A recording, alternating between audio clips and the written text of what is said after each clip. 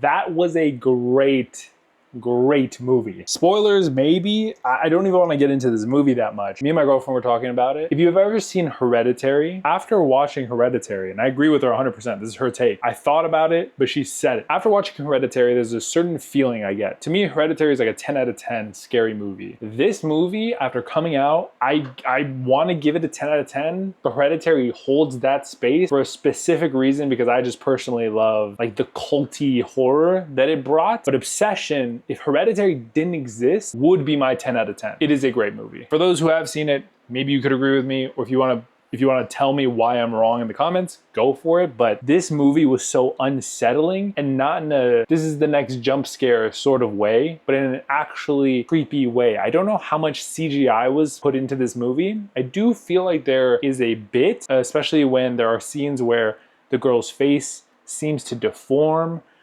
very creepily, very demonically, but the baseline story is be careful what you wish for. That's like the very basis of what this is. But then it takes it to its creepiest extreme to really flesh out what wishing for somebody and bending the will of somebody would look like. And it looks really, really creepy. Nothing's ever fully explained in this movie either, which I think is done well. I think it could be very cheesy sometimes, and I have to give big kudos to everybody who acts in this movie. Not one bad actor, not one person that throws off the vibe.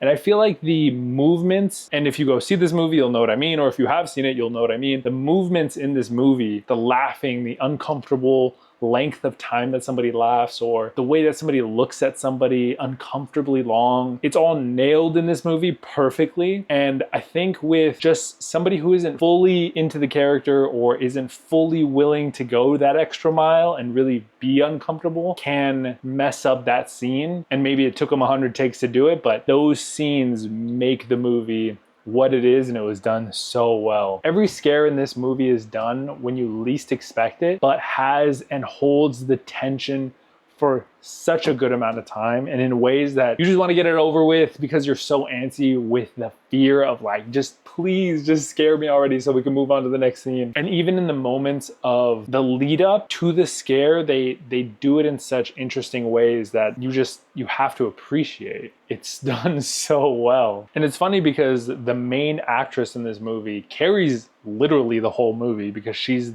the creepiest and best actress in this whole thing. Again, I cannot recommend this movie enough. This is the first movie that I've been just like so happy to see. And shout out to my girlfriend. She showed it to me and she wanted to go watch this movie. I honestly thought this movie, we always try to do something called a pre-rating, just what you think the movie is going to be, and then try to relate it to what it is after.